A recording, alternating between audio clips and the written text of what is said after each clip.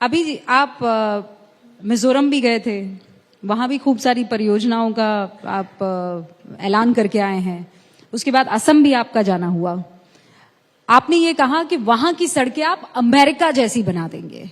कोई time frame है? और अमेरिका जैसी सड़कों से माने आपके क्या है? देखिए, मैं American president John F Kennedy ji की बात अक्सर लोगों को बताता हूं और मैंने ऑफिस में वो लिख के रखा है।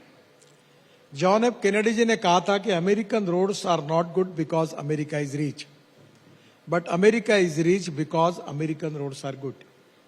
रोड से प्रॉस्पेरिटी आती है। और मैं केवल नॉर्थ ईस्ट की नहीं, मैं उत्तर प्रदेश की बात कर रहा हूं, राजस्थान की बात कर रहा हूं, मैं बिहार की बात कर रहा हूं, मैं पूरे देश की बात कर रहा हूं। और मेरा टारगेट था कि 2024 समाप्त होने के पहले हिंदुस्तान का रोड इंफ्रास्ट्रक्चर अमेरिका के बराबर होगा। आपको कभी टाइम मिलेगा तो आप ये पानीपत से पेरिफेरल रोड से एयरपोर्ट आने के लिए 2 घंटे लगते हैं। अब वहां से हमने UR2 बनाया, वो जो शिव मूर्ति के पास आता है, वहां से हमने टनल बनाई है। एक डायरेक्ट वसंत विहार जाएगी और एक डायरेक्ट T3 एयर स्ट्रिप से नीचे से T3 जाएगी। टनल भी पूरी हो गया, आपके फिल्म में आई है वो। अब ये केवल 20 मिनट में होगा, यानी जहां 2 घंटे लगते थे वहां 20 मिनट में आप एयरपोर्ट पहुंच जाएंगे। तो मैं ये मानता हूं कि जिस प्रकार आप द्वारका एक्सप्रेस हाईवे देखिए, दिल्ली मुंबई एक्सप्रेस हाईवे देखिए, हम 36 एक्सप्रेस हाईवे बना रहे हैं। हम कश्मीर से कन्याकुमारी तक, अगर आपको बताऊं तो आप मनाली से शुरू करिए। पहले मनाली से रोहतांग पास जाने के लिए 3.5 घंटे लगते थे, अब अटल टनल से 8 मिनट में जाते हैं। फिर वहां से निकलने के बाद 5 टनल हम बना रहे, वहां से लद्दाख लेह में आएंगे। फिर लद्दाख लेह से कारगिल तक जाने में झोजिला टनल लगती है, आशिया की सबसे बड़ी 11.8 किलोमीटर, 70% काम पूरा हुआ है। वहां से निकलोगे तो आगे आपको झेड़मोट टनल है, वो भी लगभग पूरी हो गई। वहां से श्रीनगर, फिर श्रीनगर से जम्मू के बीच में 18 टनल बना रहे, जिसमें से 15 बन गई, 3 अभी दिसंबर तक बन जाएगी। और कटरा के पहले डायरेक्ट दिल्ली कटरा हाईवे पे जुड़ेंगे, अमृतसर आएंगे, दिल्ली आएंगे। और दिल्ली आने के बाद दिल्ली से दिल्ली मुंबई एक्सप्रेस हाईवे से सूरत तक जाएंगे।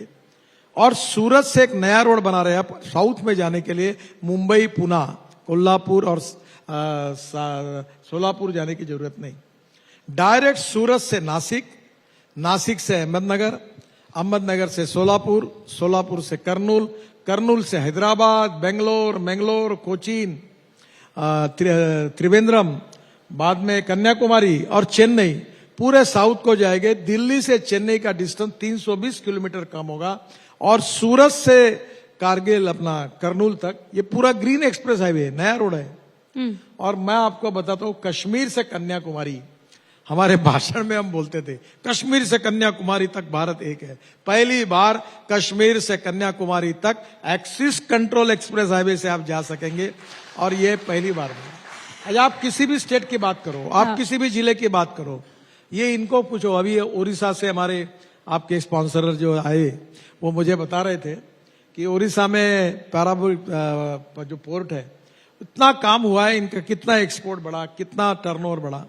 हर जगह पर रोड अच्छे बने, एक्सप्रेस हाईवे बनने से अरुणाचल, मेघालय, त्रिपुरा, मिजोरम, आसाम, हिमाचल, उत्तराखंड, कश्मीर, हम कश्मीर में ही इतनी टन 1 लाख करोड़ के काम कर रहे हैं।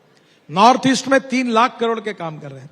तो मेरा विश्वास है ये शायद इसमें कहीं थोड़ा कम ज्यादा हो सकता है, क्योंकि ये उद्दिष्ट है कि 2024 समाप्त होने के पहले हम अमेरिका के बराबर जाएंगे। उसके बाद में बहुत ज्यादा काम करने की जरूरत है, क्योंकि हिंदुस्तान का road network 2nd largest in the world है। तो एक आधे बार कुछ जगह कम ज्यादा होगा, पर हम जिस गति से काम कर रहे हैं, जल्दी ही आपको अमेरिका जैसा फील रोड इंफ्रास्ट्रक्चर पर इंशाल्लाह। मैं तो यही दुआ करूंगी। आपने जितना एक्सप्रेस तरीके से ये पूरा का पूरा जो नेशनल हाईवे हमें समझाया है, यहाँ पे हमारे एक बिजनेसमैन बैठे हुए हैं, त्रिवेदी जी। इससे पहले यहाँ पर जब हमारी एंकर मोहतरमा के सामने थे, तो जितना फास्ट ये एक्सप्रेसवे और जितना फास्ट सड़कों पे गाड़ियों का गुजरना और मंजिल तक पहुंचना है, उतना ही स्लो एक बिजनेसमैन का सरकारी ऑफिसर के पास पहुंचना है। उनकी ये शिकायत थी, और उनकी नहीं, बहुत से ऐसे यहाँ पर जो बिजनेसमैन बैठे हुए हैं जो सच में कुछ नया इस देश के लिए करना चाहते हैं। उनकी सबसे बड़ी तकलीफ ये है कि जब तक कोई जुगाड़ ना हो, जब तक कोई पहचान का ना हो, आप उस अधिकारी से मिल नहीं सकते हैं। इसका कोई तोड़ है? देखिए, हमारी सरकार आने के बाद हमने 1500 कानून बदले हैं। डिजिटल सिस्टम सब जगह आई है। अभी जैसे पहले नेशनल परमिट मिलता था तो आरटीओ में जाना पड़ता था, बहुत तकलीफ होती थी। अब आप वेबसाइट पे डाल दो, आपको घर में आएगा। ड्राइविंग हमने 17 प्रकार की ऐसी चीजें की है कि आपके पास अगर गाड़ी के कागज है तो आप मोबाइल में दिखा सकते कि कागज है। तो काफी डिजिटल सिस्टम हुई है, जिसके कारण काफी आसानी हुई, रजिस्ट्रेशन हो जाता है, ये होता है। फिर भी कुछ जगह पर प्रॉब्लम्स है, पर लगातार हमारी सरकार उसको इंप्रूव कर रही है। हम transparent, time bound, result oriented system और करप्शन फ्री सिस्टम बनाने के पक्ष में है, और मोदी जी भी इसका बार बार आग्रह करते हैं।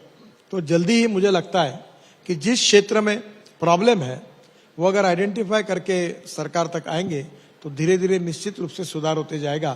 अब काफी डिजिटल सिस्टम आ गया। अभी आप देखो, पहले आप बैंक में जाते थे पैसे विड्रॉ करने के लिए, कोई नहीं जाता। टेलीफोन का, इलेक्ट्रिक का बिल भरने के लिए जाना पड़ता था, जाता नहीं। आप होटल में खाना खाते हो, कार्ड दिखाते हो, तुरंत कोई जाके कोई नोट निकाल के देने की जरूरत नहीं। इनकम टैक्स में सब बातें हो गई, जीएसटी में हो गई, फिर भी और बातें हो रही है। और वर्ल्ड में सबसे ज्यादा फास्टेस्ट सिस्टम को हमने डिजिटलाइज किया है और बड़े प्रमाण पर कर रहे हैं, ईज ऑफ बिजनेस को और करप्शन फ्री सिस्टम को कर रहे हैं। जहां जहां भी ऐसी प्रॉब्लम आएंगे, जो जो सरकार के पास ध्यान में आएगा, उन कानून को बदलने की, पुराने कानून हमने रद्द कर दिए और इसलिए कोशिश चल रही है। अभी भी कुछ जगह बाकी होगा तो निश्चित रूप से सरकार उसको प्राधान्य से पूरा करेगा। तो सरकार तो 2024 तक कर पाएगी, 2024 के बाद हम ही आएंगे। देखिए, देश के 75 साल के इतिहास में हमारे 10 साल में जितना काम हुआ है उतना 65 साल में नहीं हुआ। इसलिए देश के भविष्य को बदलने के लिए और देश के विकास के लिए जनता हमको साथ देगी, ऐसा मेरा विश्वास है।